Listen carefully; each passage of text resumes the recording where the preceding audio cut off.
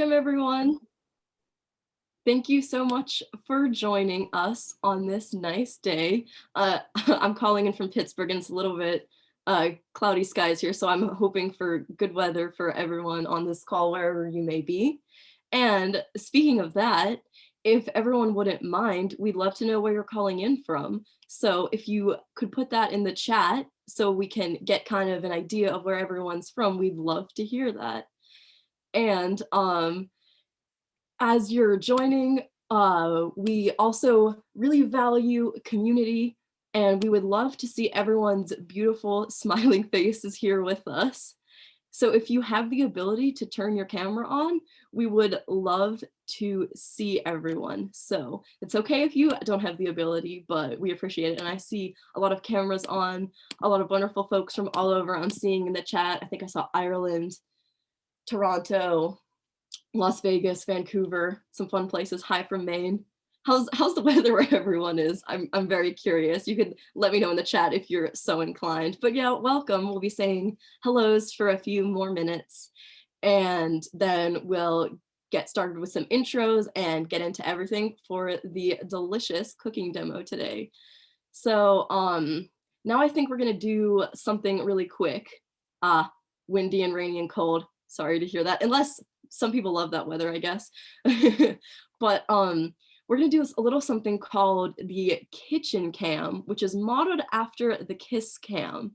And basically what it is we like to see if there's anyone who might be cooking along with us, and we'll just pop in to say hi. So Julia, do you think it's a good time to start that? Yes, hello everyone. I'm Julia from Tradition Kitchen. So excited to have you. I'm putting you on gallery view, taking a look at all the great people who are joining us. Let's go to Letty. Letty has a really cool apron on and is ready. Unmute, say hi, tell us where you're calling in from. Hi, I'm Letty. I'm calling from Hawaii. Wow, welcome. Are you friends with Shri? Do you know Shri also from Hawaii? I have to add Shri to the spotlight. You two should be friends. Hi, Letty. Hi. What island are you on? I'm sorry? What island are you on? Oh, we are on Oahu. I'm from Kapolei. Oh, nice. I'm from Kaneohe. Oh, hello. Aloha. Aloha. I love it. I love it. Shri taught an amazing class for us a few weeks ago, and we love having visitors from all across the country, the world. So now let's see. Taking a look to see who else wants to say hello. I see Nicholas, looks like you're in the kitchen, maybe with a guest. Do you want to unmute and say hi to us? Maybe Nicholas is want to say hello. Hi. Where are you joining us from?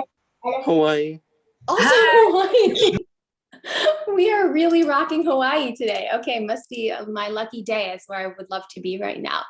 All right, let's see. How about Rima and your friend? Do you want to say hello to us? Sure. Hi, I'm Rima. Hi, this is Teresa, my mother-in-law, and we're excited to make some macaroons. And we're joining from Greensboro, North Carolina. And I'm from Arizona. Hey, thank you so much for joining us. Welcome, welcome. I think we have time for one or two more quick intros. While I'm doing that, Ruby, do you want to put the recipe in the chat so people can get ready?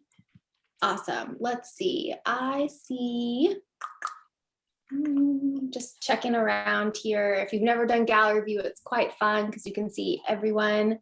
Amy, I see. I picked you out by your apron. So want to say hi? Sure. Hi, I'm Amy, this is Hillary. We're in Sacramento.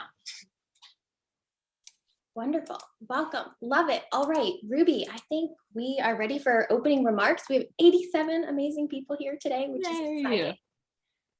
All right. Yeah, absolutely. Let's get into that. So welcome, everyone. Thank you so much for joining us on this great day. It's wonderful to see all of you. So I'll just say a few things about Tradition Kitchens and just a few other things before we start to introduce our teacher for the day. So basically, for those of you who maybe are joining us for the first time or maybe need a refresher, Tradition Kitchens is an organization where all of our goals are essentially about community and connecting people together.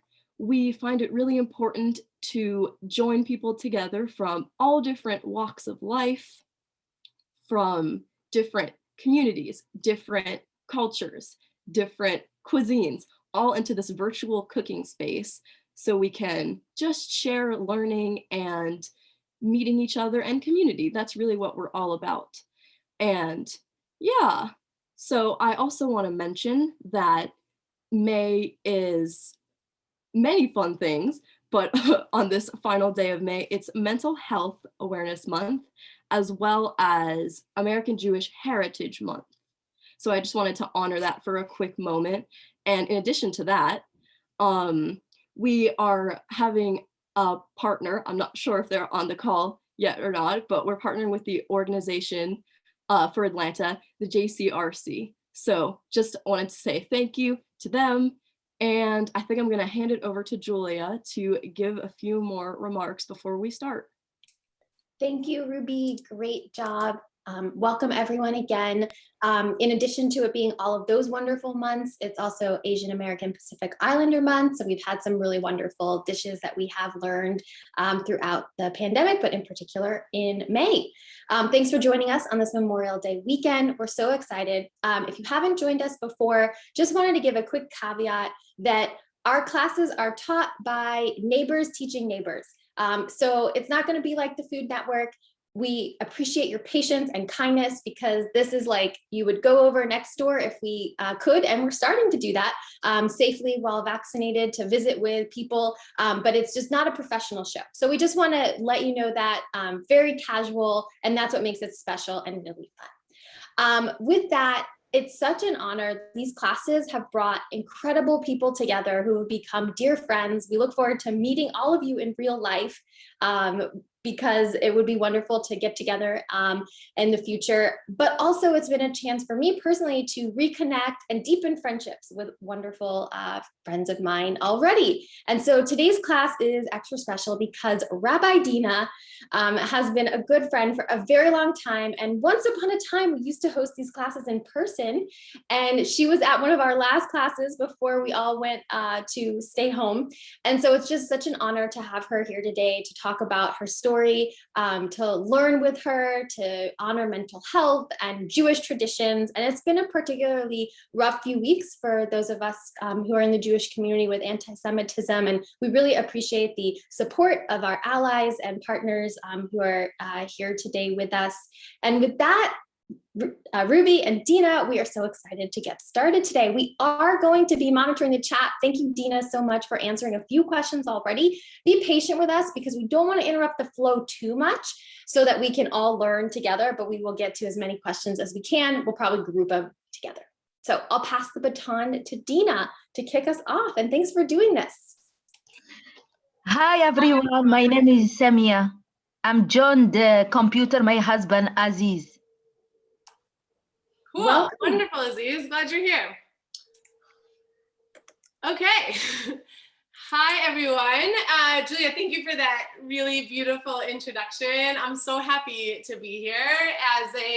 As a fellow builder of community with Julia, I just really am interested and believe really strongly in this model of Tradition Kitchens. I think it's really cool that we can come together in this sort of like gastro-culinary way, which is like a window into the deeper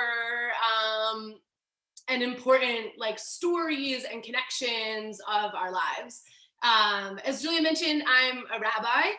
I live in Baltimore, Maryland, and my rabbinate primarily focuses on young people, on teens and adolescents especially, and kind of exploring new ways for young people to feel more deeply connected to their identity, their heritage, and like sort of suss out how they can put a new stamp on our unique 5,000-year-old tradition. So I think food in general is a really interesting and open gateway for people to connect to things like identity and heritage. And I'm really excited to kind of share this experience with all of you today. I'll kind of give some context and then we'll like jump right into the physical. I want to double down on the caveats that Julia and Ruby also so beautifully provided. I am not even close to an expert or a professional in this arena. And in fact, like the recipe that we're gonna focus on today is really an example of that. I'll say up front that I have made this recipe now probably like 35 times and haven't perfected it or even come close to it being perfect every time. And yet it's always edible. So that's really important to note. And that's kind of the backdrop for me for this whole story. Like I really see this recipe and the experience of baking or the experience of cooking as a lesson and a metaphor in embracing risk and trying new things and truly being really embodying the value of perseverance. That is really important to me, both as a new baker and as a rabbi. I'm going to share my screen briefly and just give a little bit of context in that vein. Let's see if I can make this a little bigger. Hold on. I think if you hit the present mode too, yeah, perfect. Cool. Is that full screen for everyone? Mm-hmm. Yeah. Yeah. So like I said, I have tried to make French macarons many times and kind of picked up this experience like many other people during the pandemic. I got really interested in baking and it was like a great way, very cathartic and a great way to like fill time and connect to people over food. And so macarons was one of the first recipes that I tried during the pandemic, and it was like a disaster. And I've kind of like continued to come back to this recipe. And so, like I said, for me, this has really been a lesson in patience, in practice, and in perseverance, which I think are really important and grounding values in our lives in general. For me, the experience of baking has been an opportunity to push myself, to try new and different things. And, you know, I started out like fairly easy. I'm gonna make challah this week or whatever. And just every time I wanted to bake, I kind of looked for a recipe that would be slightly more challenging and a little bit more difficult. I will say that I jumped into macarons pretty quickly, and probably that's why it has been such a powerful lesson in patience, practice, and perseverance. But to me, this is a really important value that's grounded in my tradition, in my textual tradition, but is also a universal value. But sort of the specific lens that speaks to me is this verse from the book of Proverbs, which tells us that a righteous person may fall 7 times and gets up, right? That we can apply this lesson to life, that, you know, if it doesn't work the first time, we keep going and we make the correct shifts. And that's actually a real sign of our character and our demonstrated righteousness. I don't mean that as like a value judgment, but as in the sense of like defining who we are and the people that we want to be. You might be familiar with Angela Duckworth, who is like a personal hero of mine, who has written extensively on this subject in her book called Grit. And this is also as someone who works with young people and works with teenagers and is very interested in how Gen Z is embracing the challenges that surround them. This is a really powerful lesson, again, in how we move forward and how we embrace challenge and become resilient people. So this is from Angela's book. The last, you can read the quote for yourself, but the last part is really interesting to me, where she says, "Talent and luck matter to success, but talent and luck are no guarantee of grit. And in the long run, I think grit may matter at least as much, if not more." Right? So whether it's baking macarons 35 times or, you know, getting that homework assignment done, or powering through and raising our children when school is not open to us at the moment, like whatever those challenges are, we can constantly work on this value of grit. And I'll stop there, although I can share this whole thing out afterwards if it's interesting to people. I'll say very quickly because I think it connects to tradition kitchens very powerfully. But that next slide was from the research of Marshall Duke, which some of you may also be familiar with, particularly those of you who are in Atlanta, as he is stationed at Emory. But Marshall Duke connected the concept of family narrative to resilience and grit. And he taught, he actually did all of his social research around September 11th and the immediate aftermath of September 11th. And what he discovered was that children or young people who are connected to their family narrative and are familiar with their family narrative are more resilient than children who aren't.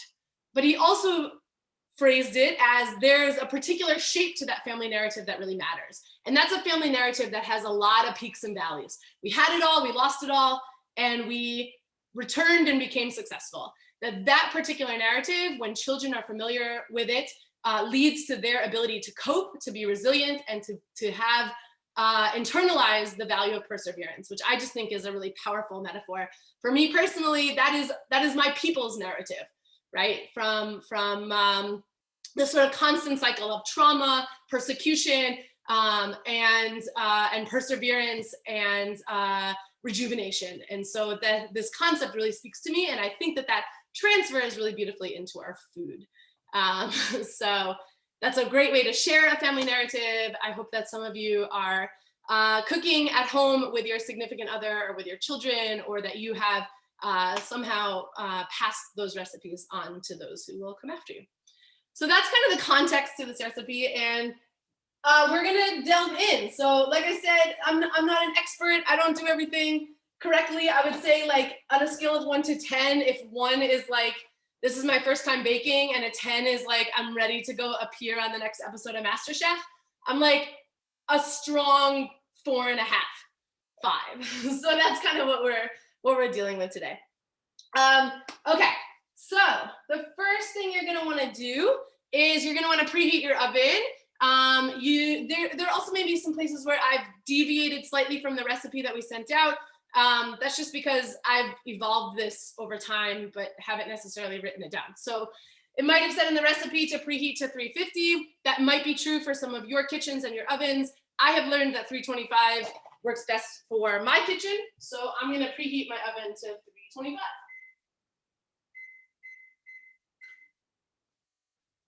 Okay, and then there's kind of like 2 main steps to making macarons. First of all, these are like notoriously difficult. That's why I picked them up, because they're supposed to be like a really intense challenge. So if this is hard to follow today, it's okay. That's where the practice and the patience and the perseverance comes in. Do it again and again and again. And eventually you'll like figure out. There's also great websites where people troubleshoot like every aspect of the macaron and help you figure out like why this went wrong. I've spent a lot of time on those websites. They're like 90% helpful. So just another little tip. Okay, first thing we're gonna do is deal with our dry ingredients. So what you're gonna need is almond flour and powdered sugar. Another reason why this recipe is really meaningful to me is I have celiac disease, which means I can't eat things with wheat in them or with gluten in them.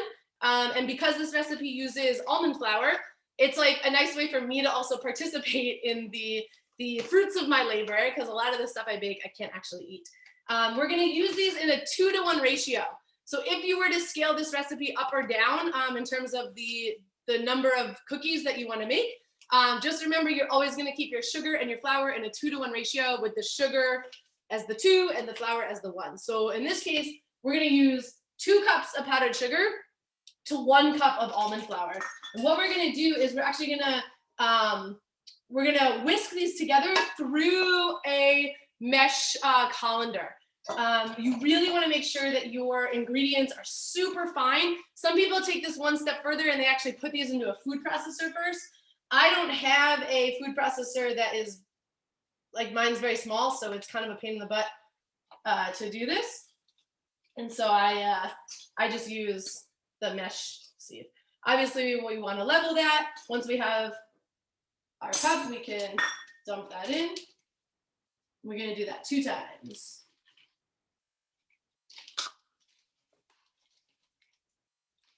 the easiest way to do this is to put everything in the sieve or the mesh colander all at once. And then you want to have a whisk nearby where you can use that to push the dry ingredients through the sieve. And we'll do that in just one second. The recipe that we're making today, these are pretty basic macarons with not a ton of, these aren't super fancy. So you could use different flavors at this point if those are gonna go into the cookie itself. Some people, like you might add cocoa powder at this point if you wanted to make a chocolate shell. We're sticking with the vanilla. We're gonna do a chocolate filling instead. So I take my whisk, everything's in the sieve, and I'm gonna actually use the whisk to push this against the metal and kind of scrape it all through into the bowl. It makes a really satisfying sound when you do this. And you'll notice that like some of the particles won't go through, and that's okay. We're just gonna dump those at the end. Again, we want the dry ingredients to be super, super fine. So once you kind of push that through, whatever's left, you can see there's like quite a bit of gunk left. Don't push too hard or you'll get pieces of metal in your bowl and that won't be good. So we can just dump that out. And then we're gonna put that off to the side. We don't need that for a bit. We're gonna turn now to our wet ingredients, which for macarons is really, really simple. This is egg whites and sugar. And that's really it. This is also where you get to get a little bit fancy with flavor if you want. You can start adding some other things in at this point. A couple things to keep in mind. The egg whites, I'm telling you, like, you come back to that patience piece, you're gonna wanna do lots of things that are gonna save you time with this recipe. And patience is the key. With most things in baking or cooking, patience is the key. If you can resist the temptation to do things that are gonna save you time, it'll be better off in the long run. So for example, when I first started doing this, I was like, cracking eggs is hard and it's hard to separate them. I'm just gonna buy egg whites like in the carton. That'll save time. I did that like 3 or 4 times and they would never whip up and it was super frustrating. And then I looked at the package one day and it said, these won't whip up, they're pasteurized, right? So my attempt to save time was like ridiculous and didn't help at all. So stick with regular eggs. Another tip is you can let these come to room temperature. A lot of people say that will make a much better product. So I did that with these. I have also done it straight from the fridge. I don't notice a massive difference, but you know, a thing to experiment with. If you're not great at separating eggs, there's a couple things you can do. They make egg separators where you can actually crack the egg right into there and the white will come out. We only want the whites. We're gonna ditch the yolks. A lot of people ask, well, what can I do with the yolks? You can save them. You can use them for other things to make a custard or a pudding or you know, other recipes that just require egg yolks. I just use the shells to break these or to separate these. So I don't know if we can see, but I dump the yolk, I dump the white out and I pass the yolk back and forth between the 2 halves of the eggshell. And that makes them separate pretty easily. But that took a little practice. So if you can't do it on the first shot, no worries. You can also use your entire hand and kind of let the white fall through your fingers. It's kind of gross, fairly messy. If you get yolk in your bowl, you kind of have to start over. It is hard to recover from that. You can try to pull it out, but it doesn't come out very easily. And the yolk will compromise the recipe. So you really just want those whites. If you get shell in your bowl, however, that's not the end of the world. You can pretty easily pull that out. Fun little tip, eggshells seem to magnetize to each other. So if you get some shell in the bowl, you can just use another piece of shell to pull that out. It is also really, really important that you don't get water in your egg whites, which will also prevent them from whipping up nice and frothy. So once you've got your whites in the bowl, we're gonna add some cream of tartar, about half a teaspoon. Mine has this fancy little shaker on it. I know that about half a teaspoon is like 3 big shakes, but you may want to measure that out. Cream of tartar is a really helpful agent. I don't know if there's chemists on the call who might know this better than I do, but it reacts with there's something acidic in an acidic component in the cream of tartar that reacts with the basic nature of the egg whites, and it makes it whip up really easily. If you don't have cream of tartar, you can use something else that's acidic that won't compromise the taste very much. So you could use some lemon juice, you could use some apple cider vinegar if you have it, and those will often work just as well. Now we're gonna whip these. And this is where the patience, again, really comes into play. You're gonna wanna stop early. You're gonna think you're there, and you gotta keep going. So we're gonna whip this. I use a hand mixer. You can use a stand mixer. I don't own one. I don't like things on my countertop. So you can use whatever you have. The hand mixer also, I feel like I have a little bit more control over what's going on in the bowl. I'm gonna start this on slow, about medium speed. And I'm just gonna let that mix. I like to turn the bowl as I go. Hopefully you can hear me over the sound of the mixer. And it should start to get sort of lighter in color and start to get kind of frothy. If it's getting frothy, you know you're doing the right thing. If you've gone for like a minute or a minute and a half and nothing has happened, you need to maybe add a little bit more cream of tartar, or you might have gotten some yolk in there and you didn't realize it, and you should dump it and start again. But as it gets lighter and frothier, you know you're on the right track. This is a good chance to pause a little bit and see if there are questions. I should be able to check the chat. Yes, I'm sorry, 3 eggs. Correct, 3 eggs. You can scale that up if you want to make more. If you have medium eggs, use 4. Those were 3 large eggs. If you have the like jumbo ones, you can scale that down. Kayla, I'm just reading your comment. Separate eggs individually and then put them together. Yes, thank you. Very good tip. If you put them into a separate bowl and make sure that they're good, and also you don't compromise your whole recipe if you get some yolk in one. All right.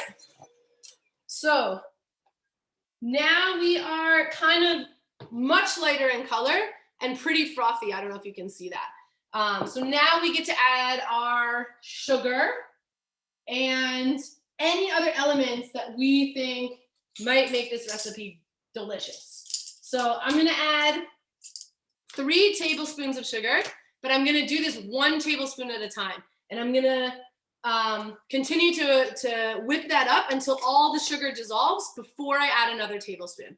That's really important. You wanna do this process slow. So we're gonna add 1 tablespoon at a time and then go back to whisking. I can turn up the speed if I want at this point. And once that's fully dissolved, I can add my next tablespoon. I see the comment about the vinegar. Yeah, apple cider vinegar, because its flavor is a little bit more mild and won't compromise the taste. And I would start with a capful, see if it helps, and you can always add more. This is granulated sugar, not powdered sugar. We have switched sugars. So I'm gonna add my next tablespoon. I should be getting much frothier. And once that dissolves, I can add my 3rd tablespoon. You can see, like, I'm not the most scientific baker. I don't level these off. I don't go crazy. Some people weigh all their ingredients. I tried this recipe by weighing the ingredients. It didn't really make much of a difference, in my opinion. But some people are really adamant about that stuff. So I add my 3rd tablespoon once I am good. Coconut palm sugar, probably. Yeah, I've seen recipes where people use like monk fruit and other alternative sweeteners. So I imagine coconut palm sugar would work pretty well. Let us know how that tastes. Okay, this is also the point where I can add my flavor and my color if I want to do some cool things. If I am, I don't know, going to a baby shower and I want to make some like fancy macarons, I can add some different flavor or some different colors, make them baby blue or pink, or I don't know, that feels very gender normative. So maybe don't do that, but whatever speaks to you. We're doing vanilla macarons this time. So I'm just gonna add a little bit of white food coloring to really maintain that bright vibrancy of the white. I do about 3 or 4 drops. We don't have to go crazy. You'll have another chance to adjust the color if you need to once we add the dry ingredients in. I also am gonna add some vanilla extract. This is another place where you can get creative. Do something, I don't know, cool and different. There's a million different extracts out there. You can also add, you do not have to buy food coloring. You don't have to, yeah, sorry, I see that comment, Cheryl. Totally fine to just do it straight up. We're going simple here. I've added like, what are they called? Freeze-dried strawberries that I grind up and I add those to the dry ingredients to give it a nice, like really vibrant red color. There's all different ideas that you can really get creative on. I use about a capful again of the vanilla extract. This is also clear vanilla extract, so I'm not going to compromise my color by adding the vanilla extract. Important little tidbit. Okay, and then I'm going to go back to whisking. This is, again, the patience part. I'm going to do this now until I get to stiff peaks. Okay, and I'll explain what a stiff peak is if you are not familiar with the term. In baking, when we're whipping egg whites, we refer to soft peaks and stiff peaks. Add the granulated sugar after the egg whites are frothy. Yes, that is correct. Almond extract, rum. Oh my God, amazing, delicious. These would be awesome. Yes, I've never tried alcohol. I'd be very curious how that would work in the shells themselves. I have put alcohol in the filling, which is another place where you can get creative and add flavors. Okay, so we talked about soft peaks and stiff peaks. A soft peak, which I think we are close to, is when you pull your mixer out, you will notice if it's whipped up enough, it will come to, I don't know if you can see that, to a little point. If the peak of the point, if the tip of the point falls over, that's a soft peak, okay? If the tip of the point stands straight up and doesn't move, that's a stiff peak, and that's what we're going for, okay? You didn't hear the sound of the mixer. Did we add the vanilla extract? Yes, we did. Once we add the sugar and all that is dissolved, we can add our extracts, our flavors, and our coloring if we want to, okay? Sorry, I know it's loud. So we're gonna keep going. It can take up to like 7 or 8 minutes to really get those stiff peaks. How much vanilla extract? I use a capful, just not an exact measurement, sorry. Probably like a teaspoon or a teaspoon and a half, I would think that's the equivalent. All right, we're gonna keep going. Persevere through this part. You're gonna think you're done and you're not. I turn my bowl a lot and I move the mixer with my wrist because that really helps. You'll notice it start to kind of like make little ribbons and rivulets. You know then that you're getting close. And you'll want to test it every little bit to see if you've got those stiff peaks.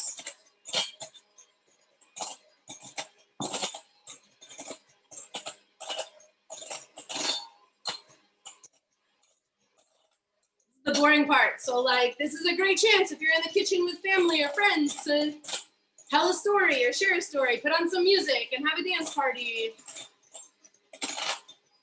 Just don't take your eyes off the bowl for too long because you want to make sure that you're gonna hit those stiff peaks.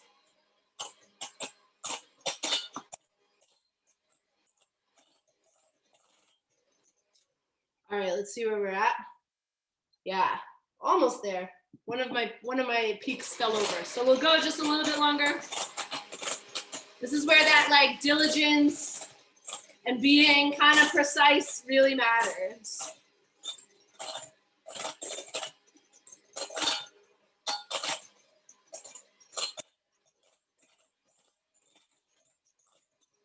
All right, we should probably be there. Yes, so now we've got stiff peaks. You can also tell if you have stiff peaks because the egg whites will kind of form a little ball in the inside of the whisks. So that's a good way to tell too. All right, it will be less noisy. What speed am I using? I go all the way up. After the sugar gets dissolved, I take it all the way up to really get that air in as much as possible. Okay, now we come to probably the hardest part of the process. Cap of vanilla, yes. Cocoa powder has not been added yet. We're using that decoratively and not as a flavor enhancement. So you'll see what I mean in just a minute.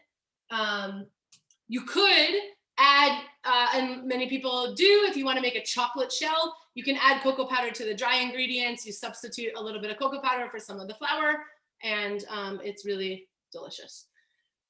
Now we come to like the hardest part of the process and the most, the part that requires us to be most perseverant. We're going to incorporate our dry ingredients into our wet ingredients. The key to macarons is a dry batter, right? So we have to do our best to eliminate as much moisture as possible, which is why if you're adding things like flavor or coloring, you want to be a little bit careful that it doesn't add too much moisture, too much liquid into the batter, because that will hose you. And there's a lot of tests, like you'll know immediately if your batter is too thin, and we'll talk about some of this.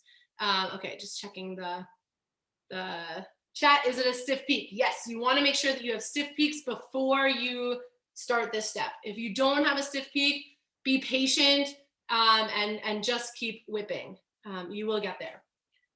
We're going to do something called Macrinage, which literally is a technique of folding that is invented by this recipe of French macarons. And this is like a standard kind of folding where we want to keep as much air in our batter as possible. We just worked really hard to create that. We don't want to knock it back too much. So we're going to do this Macrinage. This is going to be hard for me to do while also talking, so I'll just say this part ahead of time. It is really helpful for you to count your strokes. I probably won't do that today. I'm just going to go by visual cues because I don't think I can count, stir, and talk at the same time. I'm good, but I'm not that good. So you're going to want to count your strokes in like sets of 10. You should be hitting about like the 10 to 20 mark every time you go to add more of your dry ingredients, which we're going to do in thirds. So by the time we have we've added all of our dry ingredients, we should be at somewhere between 30 and 50 or 60 strokes. I don't add more dry ingredients until all of what I just added is incorporated. Okay, hopefully that makes sense. So I'm gonna add in a third of my dry ingredients, which have been sifted together. And I'm gonna fold it using this Macrinage technique. So I go around the rim of my bowl and then I pull in towards me. I don't know if I can do it this way, but yeah, look at that. So I go around the rim of my bowl and then I pull in towards me. Around the rim of the bowl and pull in towards me. And I'm gonna do this repeatedly until that, until the dry ingredients are completely incorporated into the egg whites and sugar. You'll notice that the almond flour has a little bit of an off-white hue, so it might compromise your color a little bit. And that's okay. You'll have, once all your dry ingredients are incorporated, if you want to adjust that color to make it a little bit more vibrant, you can. Just be really careful that you don't add too much because it will become too wet. Okay, how do you spell it? Macrinage, M-A-C-R-A-N-O-A-G, something like that. So we do another third, and then I'm gonna fold those in again.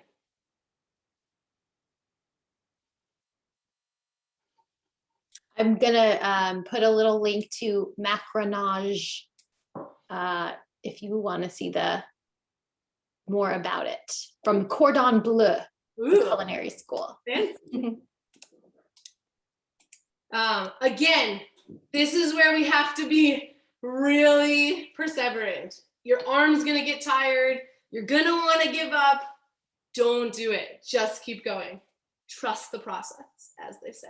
You can go around and scrape the sides of your bowl too if there's a lot of powdered sugar or flour that's sticking there. Once that's incorporated, I add my last third. Here's where we become really patient. So now you don't necessarily have to count, although if you want to, your marker is going to be around like 70 or 80 strokes. And I'm going for what they call the ribbon test. That's the consistency of batter that I want. And that means, and I'll try to show you when we get there, that I can actually drip the batter off of my spatula. By the way, I didn't even say I'm using a spatula to do this. I'm so sorry.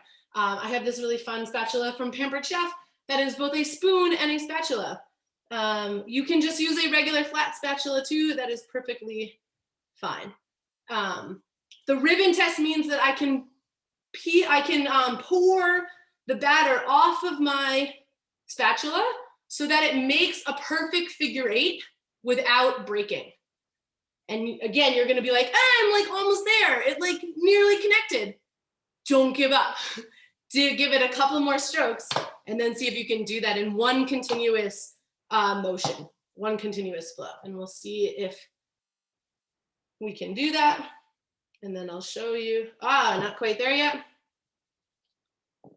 So I give it like another, I don't know, 5 or 6 folds, and then we'll see if we're there. Good, I'll show you one more time. This is very precise, wow. Yeah, like I said, 35 times. So you should be able to do a perfect 8 with the batter just like beautifully flowing off of your spatula. Again, it's patience, it's perseverance, it's all those good life lessons, and it's really practice. I mean, I watched probably like 400 YouTube videos on how to make macarons. I don't know, they like became this thing in front of me that I like really wanted to get right. But we're like almost there. Hey, so, Dena, can we take a quick pause? Someone's a little ahead of you. I think it's D. If you want to go on camera, D, but D's are hollowing out. We can like pin you if you need some troubleshooting. So just feel free to explain your situation. So you've put them in the oven and they're hollowed, like the tops of the shells are coming off. Really common. Next time you do, so a couple of reasons that could be happening. The temperature of the oven is too high, or you overmixed your batter. Another thing to look at is, did the feet of the macaron, and we'll talk about what the feet are, did those like really spread out, or are they super tall? That can also cause a hollow shell. And again, it's usually because the temperature oven is too high. Turn your temperature down and bake them longer. Hopefully that helps. Looks marshmallowy. Yeah, nice. Okay. Cool. So now we have like done all the hardest parts of this. The next steps are really fun and simple. So I'm just gonna wash my hands a little bit because they're pretty sticky.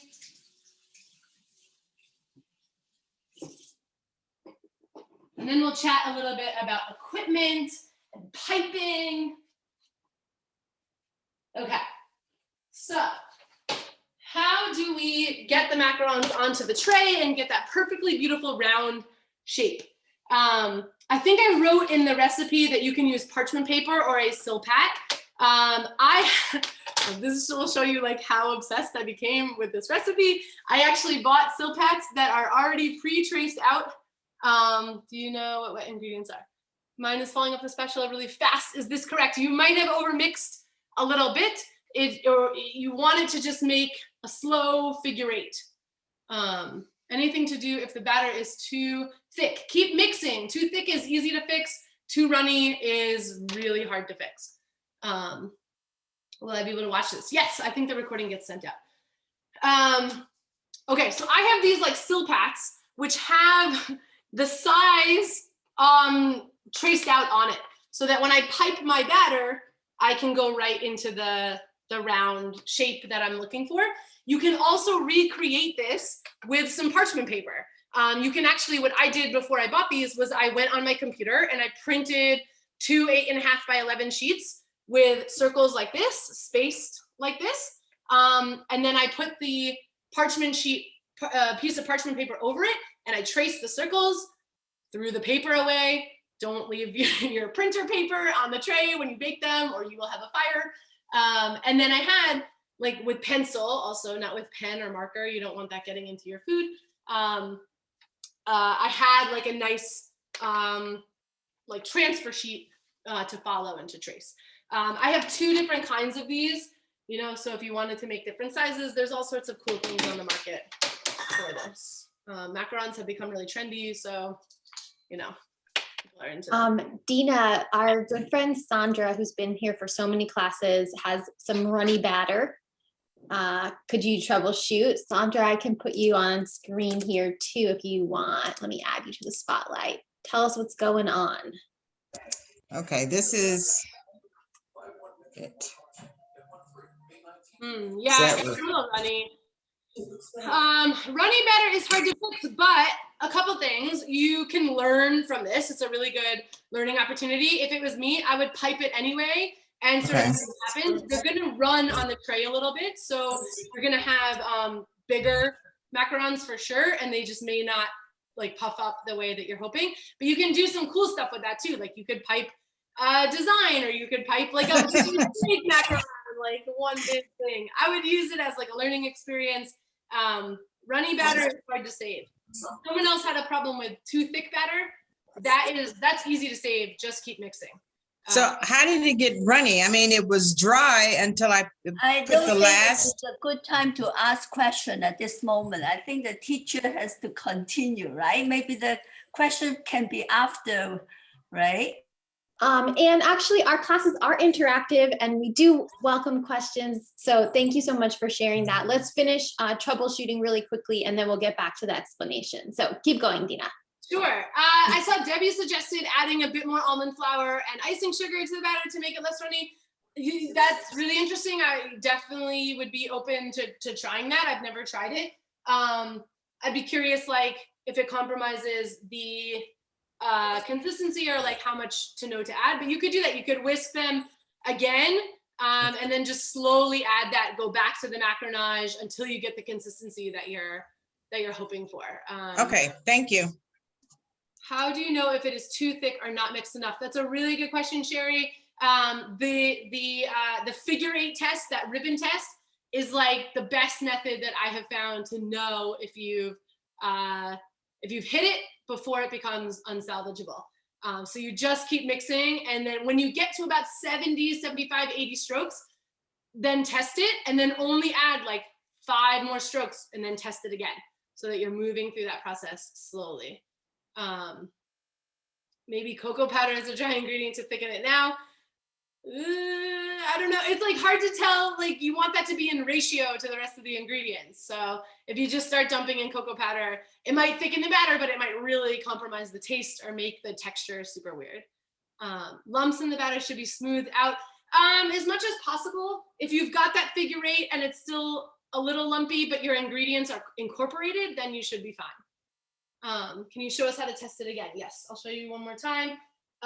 This figure 8 test. So I pick up a bunch of batter on my spatula, and I make a figure 8 that should go around the bowl. It should continually drop off the spatula and go into the bowl unbroken. You will also know if you have a too runny batter when you put it in your piping bag and you cut the tip off. If it runs out everywhere, your batter's too wet and it'll be hard to use. If it's only a little bit too wet, then we'll discuss how to troubleshoot for that in just a second. Yeah, let's do one more troubleshooting and then we'll dive back in. Sherry, you are on camera. Show us what's going on.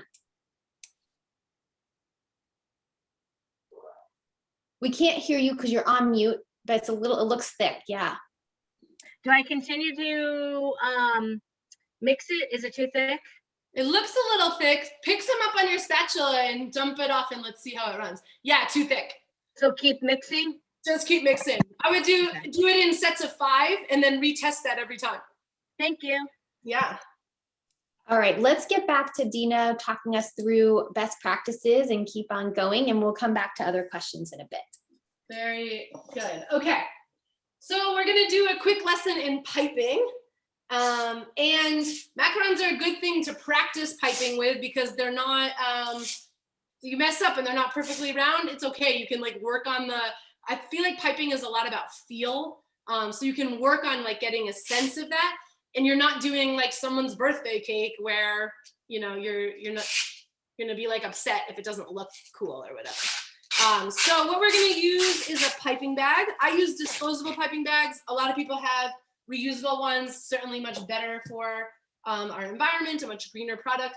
I have these from when I first got into baking and I didn't think of such things. So this is an 18-inch piping bag. They make them like 21 inches. I wouldn't go smaller than 18 inches. If you're doing a 12-inch piping bag, you're gonna have to refill it constantly and it's hard to refill a piping bag.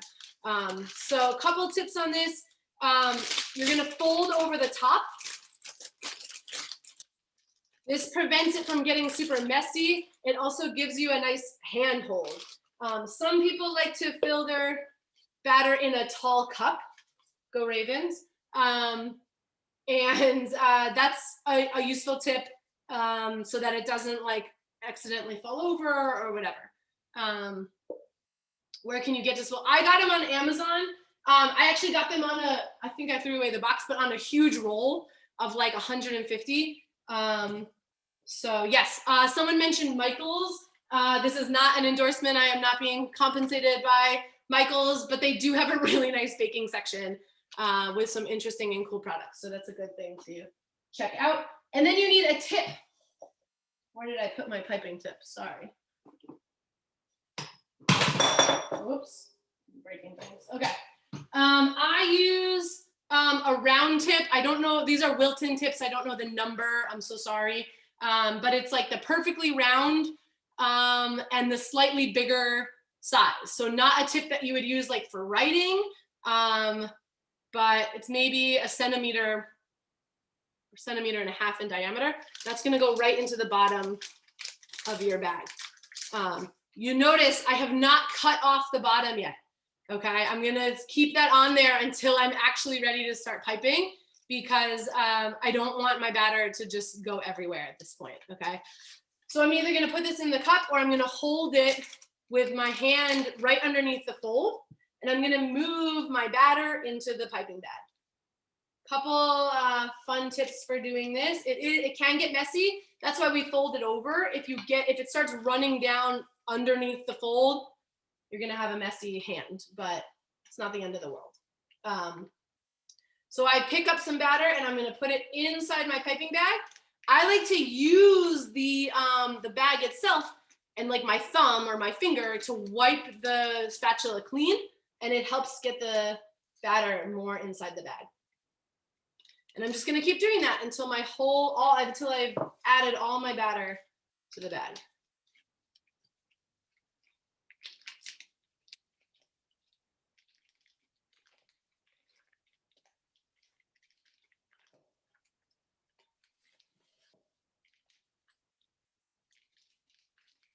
If you left some powdered sugar around like the side of your bowl, try not to put that into your bag because it won't be super well incorporated. Once you have put all the batter in there, you can unfold the top. You can do the really fancy Christina Tosi move where you like swing it around. Or you can just be like a normal person and just squeeze it down until it is pushing against the, you get like some pressure because there's no opening to the piping bag. I like to turn it so that I have a nice firm grip. You'll see in mine, some batter has started to come out the top of the tip. These are 18-inch piping bags. Yes, this is a 1A. Yes, thank you, Monique. I appreciate that. If your batter is like pouring out the bottom and the whole bottom is full, then you know your batter is too runny. You can dump it out and start again, or you can try it and see what happens. Now we're gonna cut the tip off of this. I like to do it over my bowl so that it doesn't go everywhere. I push my tip back a little bit, and then I cut a hole. You'll notice some of the batter will start to run out, and that's okay. As long as it's not going super, super fast, you should be good. Okay, so now our tip is actually through the plastic, and we can move over to our sheet. How can I do this so that we can see? Hold on, there we go, perfect. Like I said, piping is all about feel. Okay, so I have to pipe gently by squeezing, and when I stop squeezing, it should kind of release. Okay, when I do this on my parchment paper or my Silpat, I want to stop squeezing before I get to the edge of that circle, because these will spread a little bit, and I don't want them to run all over the place or run into the cookie that's next to it. So that's why these are nice, because they have 2 circles, and I kind of pipe until my batter is just to the outside of the first circle, and then I stop squeezing and I lift up. And if you get this little peak on your batter, don't worry, we can fix that. And I just keep doing this in all my circles until I have used all of my batter, or as much of my batter as I want. Okay, you can get creative here. People pipe different designs. Maybe I'll make a letter D for my name, just for fun. That won't be a macaron, but it's cute. Okay, I'm gonna pipe all those. Once it is piped, this is where it gets really fun. I'm gonna slam my tray down with relative aggression on my countertop. Be sure that your countertops can handle this. And that's gonna knock out any air bubbles that are in your macaron batter. So I just do that. Super satisfying.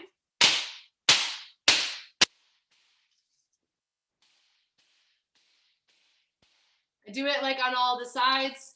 If you have any really big air bubbles, you can take a toothpick and just prick those, and they should pop right away.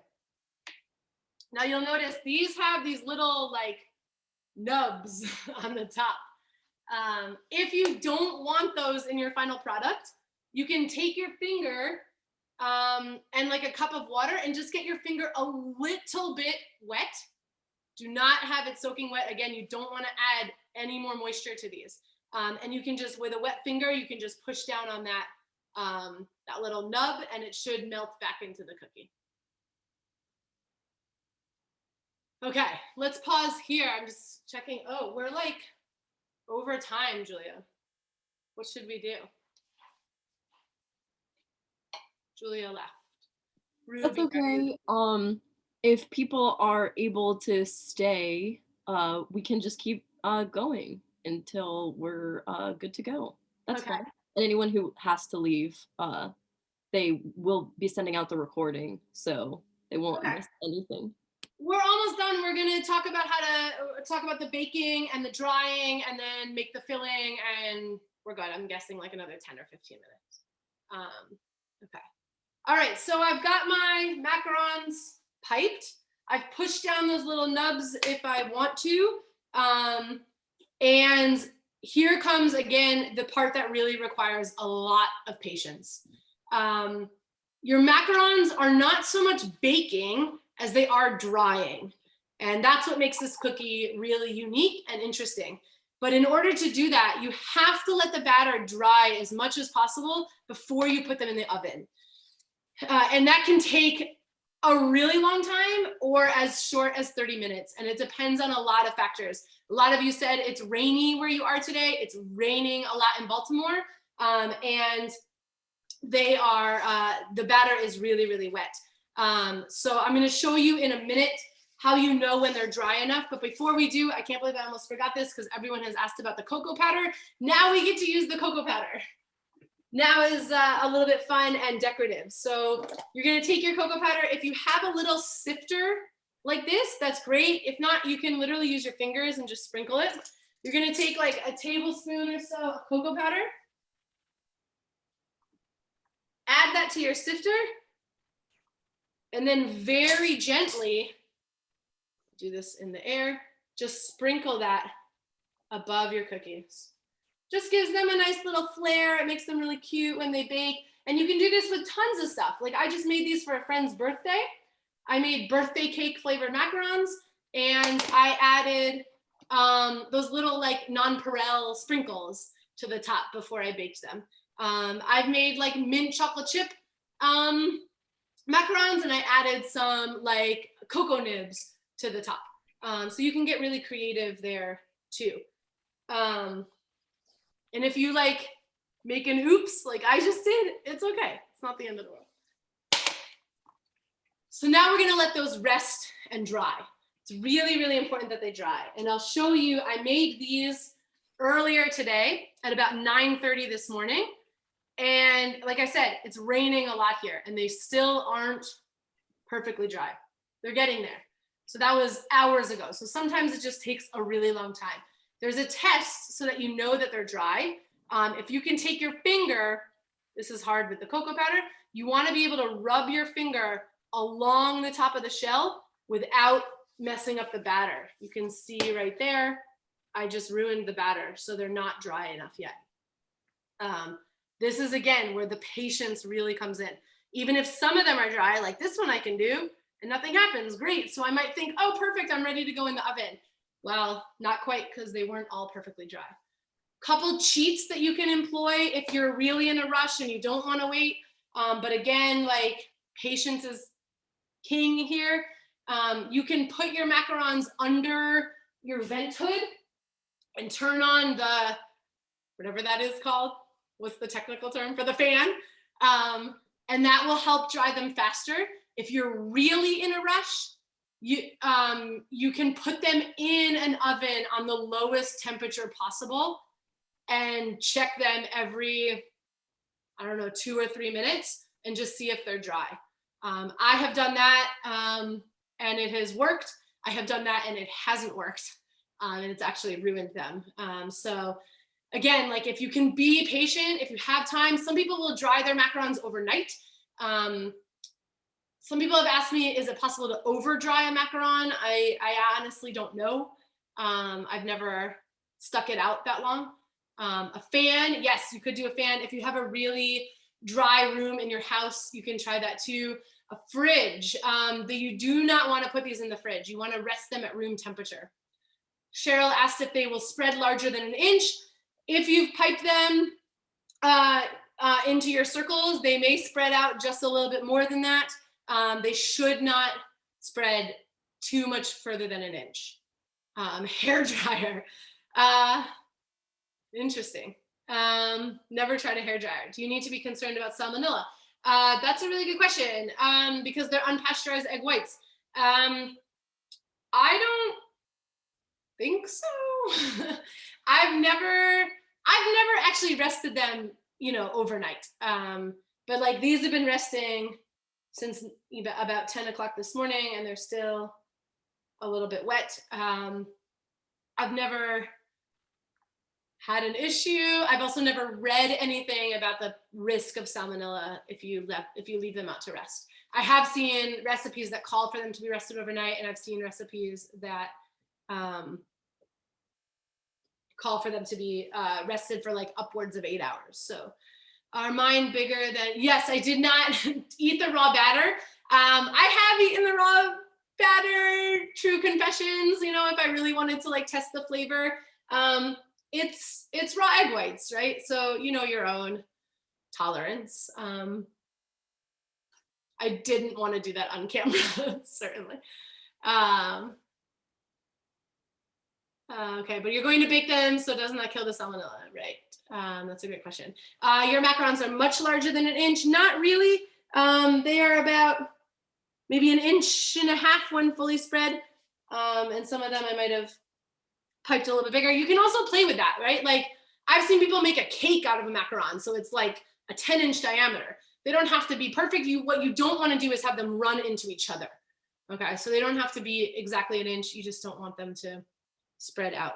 What did we do with the butter? Great question. The recipe that you received has a buttercream filling, which is really common for macarons.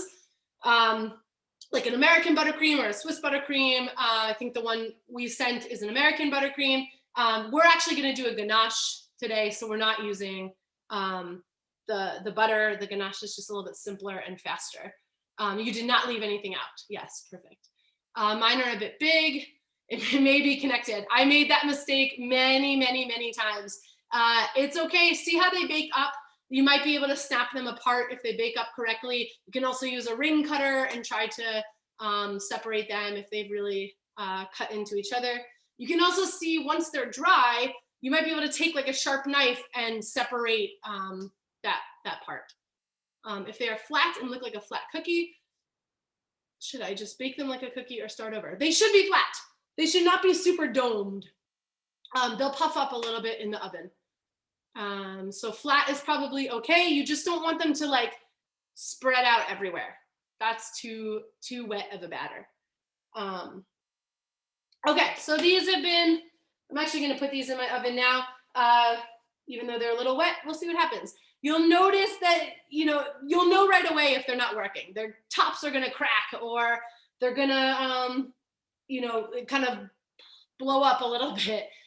So mine look like chocolate discs. Yeah, that's exactly what they should look like.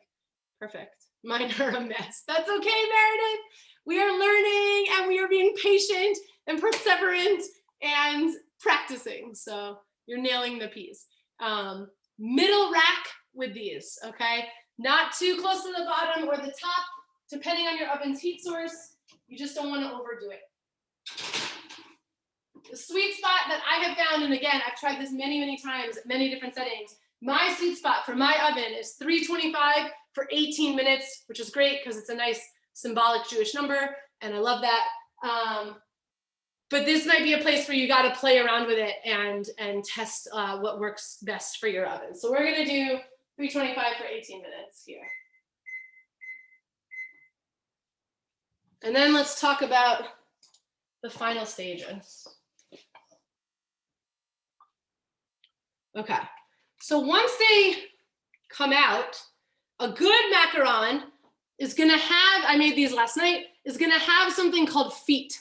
So you can see that there's like a little bit of the batter that pushes out while the top of the shell rises.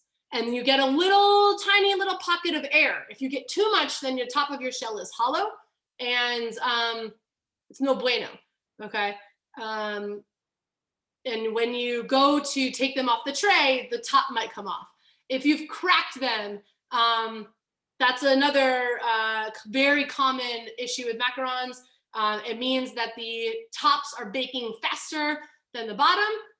It might also mean that you undermixed your batter. And again, you're just gonna have to practice and practice and practice. The great thing is whether they are perfect or not, they still taste good. So you can do this. Are macaroons different than the ones with coconut? Oh my God, Esther, I should have started with that. Yes, one less O in the spelling, and also the macaroons that we often eat on Passover with coconut is a totally different cookie. These are French patisserie, and those are, I don't know, a German cookie maybe, or something Eastern European. Yeah, totally different recipe. No coconut in these unless you wanted to add that flavoring. But I would have asked the same question, Esther. In fact, I totally should have started with that. I'm so sorry. No, it's okay. If anyone else has a funny macaron versus macaroon story, feel free to share in the chat. I'll divulge that when I went to Paris a few years ago, my mom said, "Oh, should we get some macarons?" And I was like, "No, I don't really like that cookie." And then I saw them and I was like, wait, I say yes. So we'll put a picture if you don't know what macaroon we're referring to when we say this. Important distinction. Okay, yeah, so you're aiming for this little foot. That is often the sign of a well-baked macaron. I have tried, if I didn't see that foot, I've put them back into the oven, even after they've been out for a little while, and that's been fine. It actually allows them to dry even more, and you can put them in at a lower temperature or even the same temperature and kind of just see what happens. But you can see like the cocoa powder makes like this really pretty pattern on them. And then you can fill them. You can fill them with a buttercream like the recipe suggests. You can fill them with jam. You can fill them with jam and buttercream. You can do kind of anything you want. That's really creative and interesting. I made a ganache by taking heavy cream, heating it up, and then pouring it over some chocolate. I actually used a chocolate chip that I just saw that has espresso in it, which I thought was really cool. So when you pour the hot cream over your chocolate, you just want to whisk it up and then put that into a different bowl, stick it in the fridge until it cools down and gets nice and thick. And then you can transfer it to a piping bag, just like we did before. In fact, I'm using the exact same tip. And then I'm ready to fill my macarons. So the way I do this is I have the bottom half of my cookie, and I'm gonna pipe about, I don't know, maybe a tablespoon on each cookie. And then I take the top and I just squish it down. You don't want this to be like pouring out the sides. And that's easier with a soft buttercream. That can happen. You just need to scale back and put on less. You want this to be like kind of a little surprise in the middle of the cookie. Some people say that you should actually be able to touch the sides of the macaron together and not see the filling at all. So it's like really a hidden surprise. But I think knowing what's in it is helpful and makes it more appealing. Yes, the chocolate filling, I was gonna do it on the stove for everyone, but I just think we're running. I don't want to make people stay any longer if they don't want to, but I use 1/3 of a cup of heavy cream and 1/2 of a cup of chocolate chips, and that's literally it. Once the cream comes to a boil, I take it off the heat, I add my chocolate chips, and I whisk that until it's really smooth. Then I cool it down, and it'll get nice and thick, and then I transfer it to a piping bag, and it should be pipeable. You can do other things with that. Some people will take ganache and add it to a mixer with like maybe a little bit more heavy cream and whip it up, and it makes a really nice frosting. That's also pipeable. It's really beautiful. Can you give us the measurements for the filling ingredients? Yes. So it's 1/3 cup heavy cream, and 1/2 cup of chocolate chips.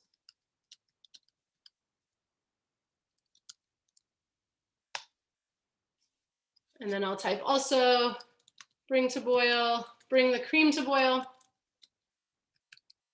remove from heat, and cool. Yeah. So that's macarons. It's amazing to me when I'm standing here talking about it, like, oh, this sounds so easy and you just do this and blah, blah, blah. But like, these have been a massive challenge for me. And so if you found them to be challenging, the key is good question. I just used literally Toll House chocolate chips. These were the ones with the espresso that I thought were so delicious. You can use any chocolate that you really like. Chop it finely if you're using a bar. Yeah. So if you found these to be challenging, embrace that. That's actually what I really like about this recipe. And I think it's, again, just a really good metaphor to how we should be striving to live in the world, that we don't back down from a challenge, that we have made it through 18 months of absolute insanity. And many of us have, learned new things along the way about ourselves, about the people we care about and love. And that just because you have an imperfect cookie, it's not the end of the world. You just keep working on it and getting better at it. And that's our family narrative writ large, right? Peaks and valleys are what make things worth it and interesting. yeah, just looking at other comments or questions. Coconut cream. I did try coconut cream. I made a Samoa macaron recently. My niece is a Girl Scout, and that was her favorite Girl Scout cookies. So we made Samoa macarons together. That was really fun. Yeah, pre-bought frosting, totally go for it. That stuff is great right out of the can, so I'm sure it'd be good here too. Does anybody have any to show off that it's gone well? I'm kind of taking a look at everyone's kitchen. I see some people in progress. Amy, you're walking over. I'm going to spotlight you. Are you ready? Whoa! Those look beautiful. You are muted, so oh my God! I hope everyone can see the Mickey Mouse.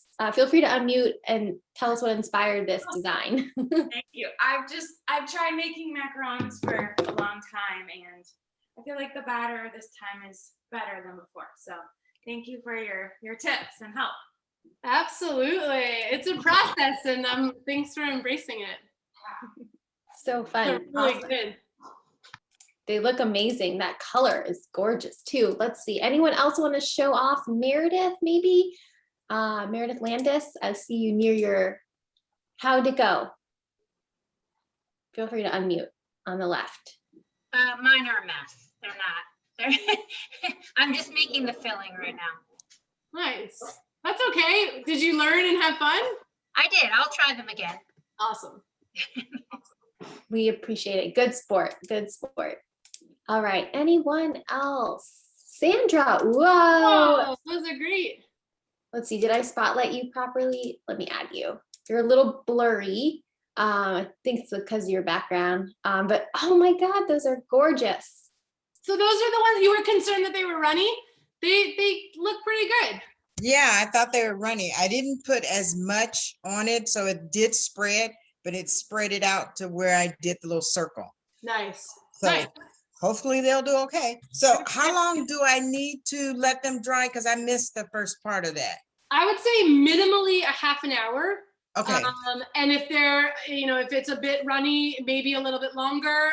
When you can wipe your finger across the top of the macaron and you don't disturb the batter, okay, it's ready to go. They'll also lose their sheen. They won't be shiny once they're dry. And that's starting to happen. Okay, that's starting to happen. Great, thank you. I'll send a picture, Julia. Yes, can't wait to see it. Congrats. Beautiful. Love it. Anyone else want to show off their, or Cheryl's waving at us? Let's see, how did it go? You are on Spotlight. So I'm letting them sit. No, I'm a little confused. So you let them dry before you bake them, or you bake them first? You let them dry before you bake them. So this is what I've made, and I sprinkled them with my my cocoa powder, and so that's why I was saying they were really small, but I wanted to make sure that they were okay. Perfect. And then I'm watching the time, and in another 10 minutes it'll be about a half an hour. And then I'll stick them in to the oven, and I'll do that. But I have some espresso powder. So when I have some dark chocolate discs. So I'm going to use that for my filling, and I'm going to put a little bit of the espresso powder in with the discs, and I'll use that for my filling. That sounds awesome. That sounds delicious. Just make sure before you put them in the oven that you can do that finger test and they're dry enough. Yeah, I will. Can't wait to see them. Yep. Wow, I love everyone's creativity. It's amazing. So many unique takes. And you're getting some applause. Everyone who's been showing, and lots of hearts. Feel free to show your appreciation in the chat or with Zoom reactions. And then I put in our chat, our Instagram. You can tag us. And Ruby, you want to make some of our final closing announcements as we're wrapping up? Yes, absolutely. So I just want to reiterate, as we were saying before, the class will be recorded, and we'll be sending out kind of an email with some more resources. If you guys want to check back in with us in the future, we're going to be posting some new classes coming up that we'd love for you to join us for. And so that'll all go out in an email to everyone here. And just want to thank everyone for joining us. It was a great time with all of you, and really appreciate that, and hope to see you again. Thank you so much, Ruby, for hosting us. I'll just close us out and I'll give Dina one moment to wrap up with anything, but we have posted during this class one of our upcoming classes. We're going back to Malaysian cuisine and we're going to be learning. So I put that in the chat. You can also go to our website and register for it. We also have a summer ice cream class confirmed. If any of you are really excited and inspired and want to teach with us, as we said, these are neighbors teaching neighbors. So we welcome you all to do that.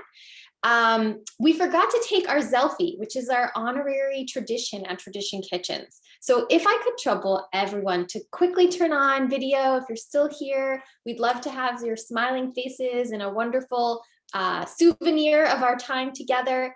Oh, it's so fun. And definitely check out gallery view where you can see everybody all at once. This is like the highlight of it all for us, to see all the cool backgrounds and all the great people. And I see the Macarons have made it into the pictures. Oh, we even have a furry friend. I love it, Gio. All right, everybody look at your cameras. And 3, 2, 1.